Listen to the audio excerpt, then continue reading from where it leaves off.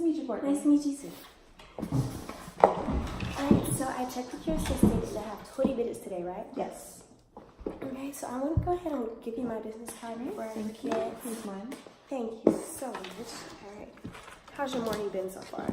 I'm pretty good. How's yours? It's been good. It was good. The commute was kind of crazy, but Really? you know, With and traffic? traffic Yeah. as usual. As usual. Okay, so I had the pleasure of talking with Jack at the boating show a few months back, and he was telling me about you guys' branding, how you're trying to expand, and he was telling me a few problems you're having with your current system for your client database. So I just wanted to talk to you about that today and see how Salesforce and I can help you out a little bit. Yeah. And so before we start, is there anyone else you would like in the room as we talk today? Nope, just me. Okay, and as we go along at the beginning, I want to ask you a few questions. Is that okay? To kind of just make sure I have all my information correct. Absolutely. Okay, so let's get started. So for Global Yacht, you guys are grossing about $1.2 billion a year in sales, correct? Yes. Okay, and you're currently reaching the US, Europe, and South Korea, right? Mm-hmm. Okay, and so you have 4 manufacturer sites with about 200 employees, and you have 9 salespeople per site? Yes. Okay. That sounds about right. All right. So when I was speaking with Jack, he mentioned that over the next 5 years, you all wanted to aim to expand to more of the coastal communities, and that your goal was to have a greater share in the government sector with focus on the U.S. Navy. Is that right? Yes. Okay. Good forecast. All right. Thank you. So I spoke with Ashley from sales and Robert from distribution to kind of narrow down the main problems they both see you guys having in each of their sectors, and we found 3 big issues. So that's what I'm going to lay out for you today. I actually have an agenda for you, so we can kind of keep track of all that we're going to cover today. And so we're going to start with the first problem, and this came from Robert, and how he says he feels like there's a disconnect between the communication from the production team and the clients.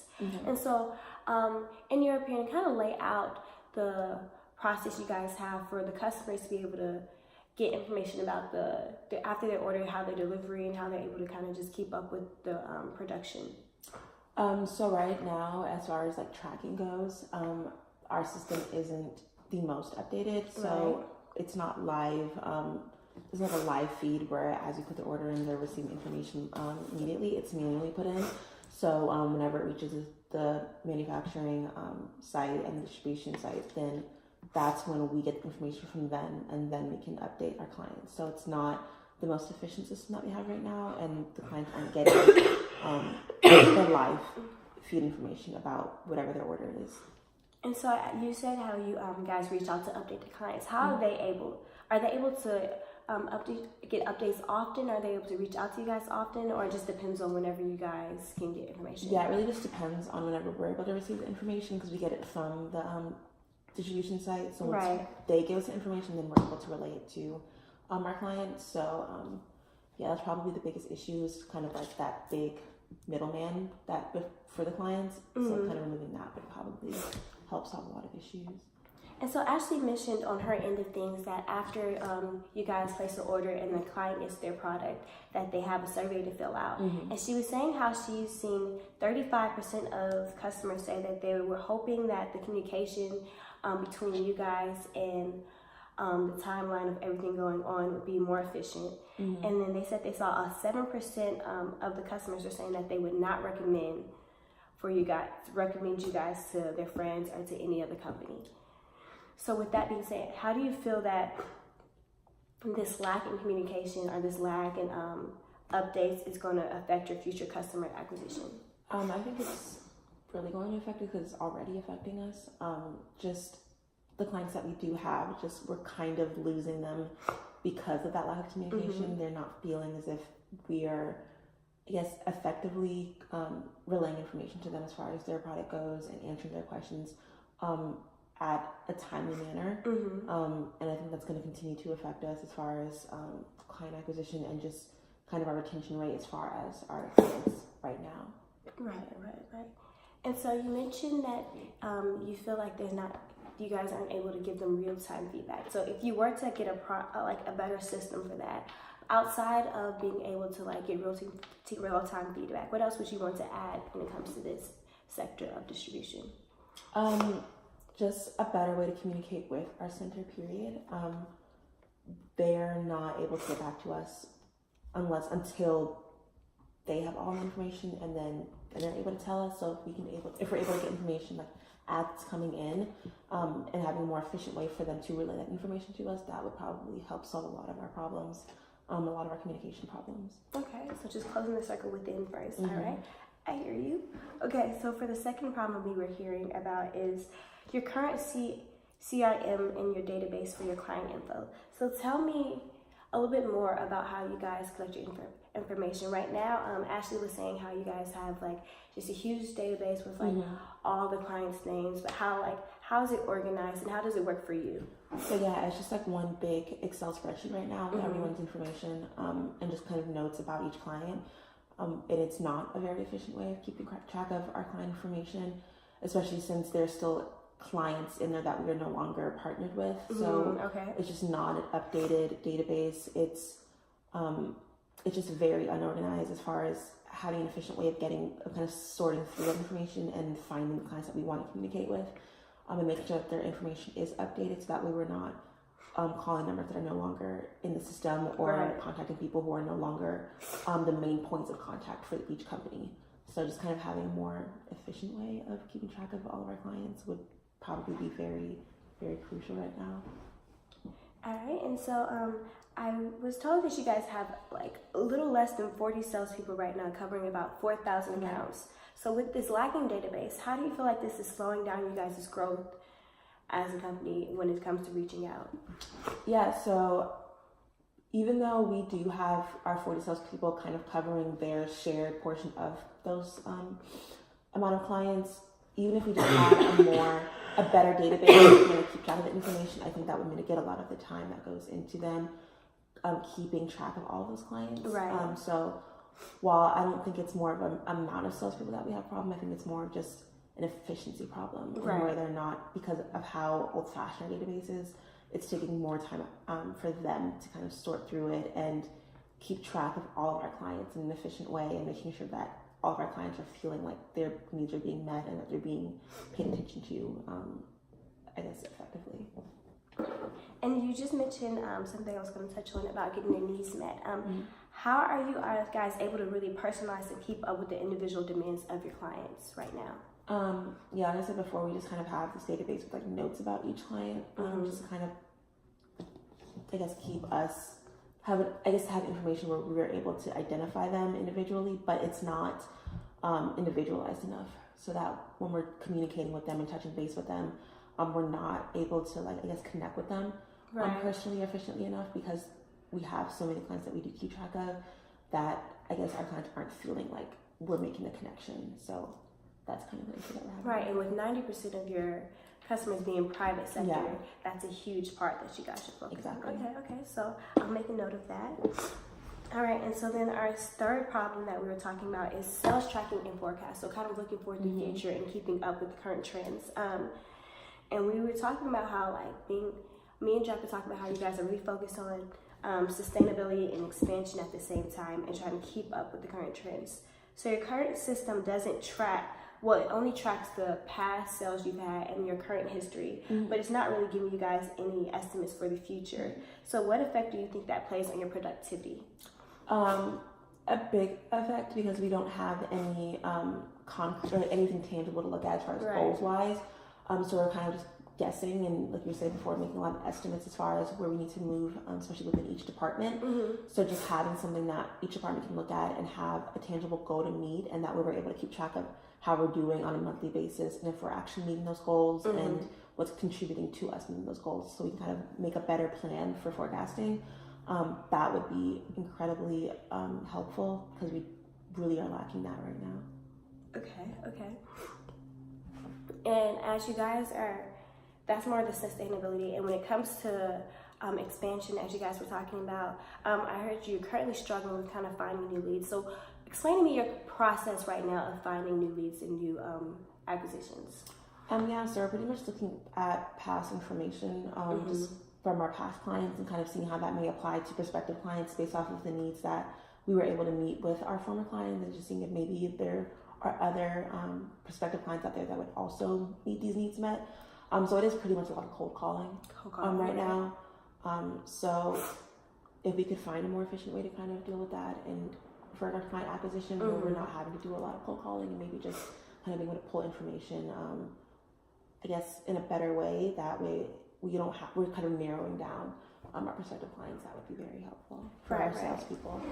And we both know how cold calling, it can be very taxing. Like it's beneficial in the long run, but it takes a lot of time. So how do you feel like this process of cold calling is weighing down your salespeople? That, like as we said before, you kind of have like only 40 salespeople. So how do you feel like that's putting a load on actually closing the sale when you're still cold calling most of the time? Yeah, it's a lot of pressure on our salespeople because they're pretty much just kind of just calling anyone in the hopes that something will stick. I mean, they are doing the research beforehand and trying to narrow it down as much as possible, but there's only so much information that we have and that we're able to pull. So it's still too broad of a range of a pool that we're kind of reaching out to. Right. So if we can kind of just narrow that down with a better kind of efficient system to pull that information, I think that would really help our salespeople and help our business overall.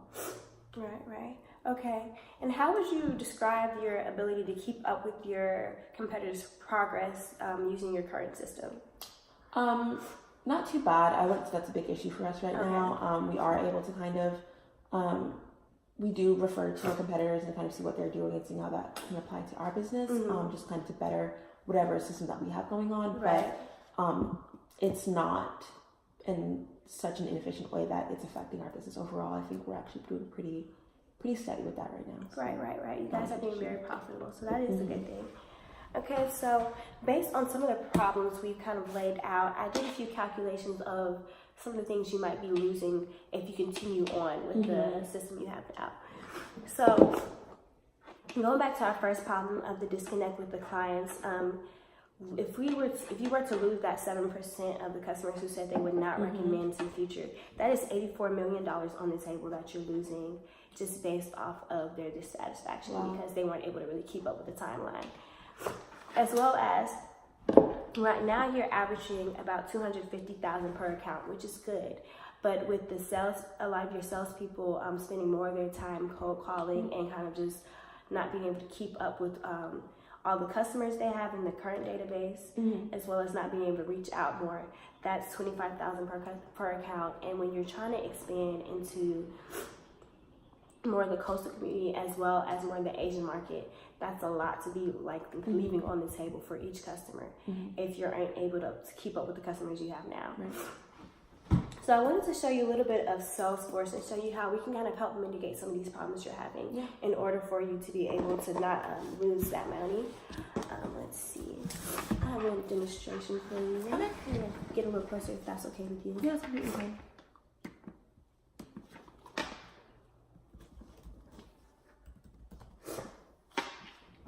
And so I'm kind of going to lay out a few of the problems and the solutions we can have for you on the website. And so we're first just going to start off with the distribution and the timeline and how we can correct that. And so on our website, we're able to actually have that live feed you were talking about. So we break it down by the overall account details. So this is your company right here. We'll have an overall website for Global Yachts. And this will have each of the sectors for you guys to look at. So you can look at distribution, how they're doing, how each site is holding up with their production for this period, and see where they're lagging, where they're messing up, their timelines, so you can see how fast they're pushing things out in the manufacturer sites.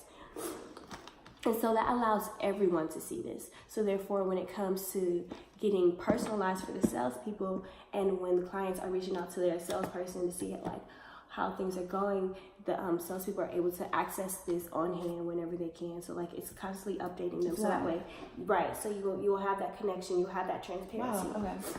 And so I know that was a big thing you wanted to keep in mind, the transparency and getting just the average production time available for you guys.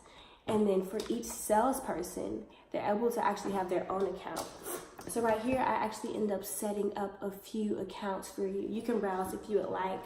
I have Jill, and she's in the Savannah area, and that's a few of her accounts. And as you'll see, it has all the information for her account, for her different accounts. So like the person's name, their company, what they bought before, what they expressed interest in the future. As you'll see over here, you also have, it's broken down between current members as well as past members. So that way you're able to separate out, because you do want that old history still around just so you can see what you did in the past, but it's able to separate it out. So that way you won't have the problem of reaching out to old customers or getting confused at what you're supposed to be stocking at the time. Just a little bit more organization for you guys. Wow, I really like that.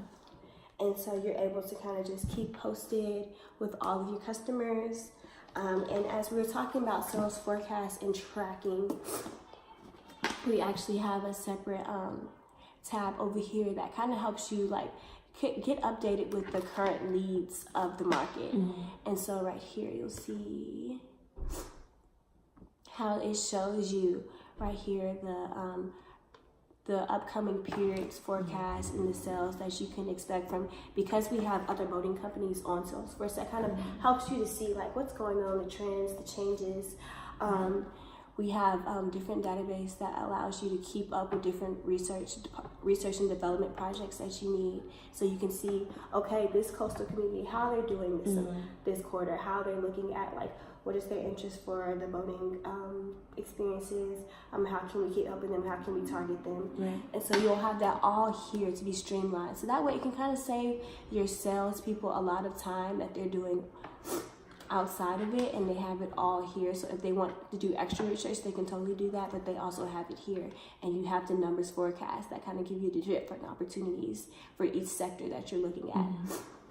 Wow, and so it kind of speed up the process and kind of help you guys get into that.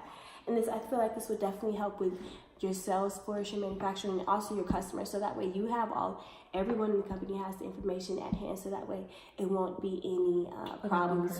Right, that'd be really helpful. All right. So as you're looking at this, do you have any really questions about the website or things that you would want to see? No, I actually really like this. I think it's would be very like beneficial to our company. Right. So, well, let's go ahead and talk about costs. So to set up the website, it'll be $25,000 a flat fee to set up the website. Okay. And then in order for you to set up for each of your current salespeople, for per year, it'll be $75,600 to set up per year for each salesperson, which is not bad at all compared to the $84,000 for sure that you're losing based off clients' dissatisfaction. And then if you add the cost of the unproductivity you're having right now with your salespeople, just because they're trying to keep up with their client logs and also trying to get new customers, it seems like it'd be a pretty good deal, wouldn't you say? Yeah, I think it's actually pretty good. Okay. So I actually have a contract already written up just for you guys to look over with the current estimates and what you guys would need. Is there anything keeping you from wanting to sign today, or would you want to talk to some other people? I actually would like to just speak with one of my partners over this. I think this would be I think he'd really like this. I'd actually want to set up another meeting probably with him. Okay. So I will leave this contract with you. We can go ahead and set up a meeting time. Would next Friday at 3:30 be good for you? Yeah, that'd be perfect. Okay, let me go ahead and write that down. And so we'll have that and we'll set that up, and I look forward to seeing you and your partner next Friday. All right, thank you. Thank you.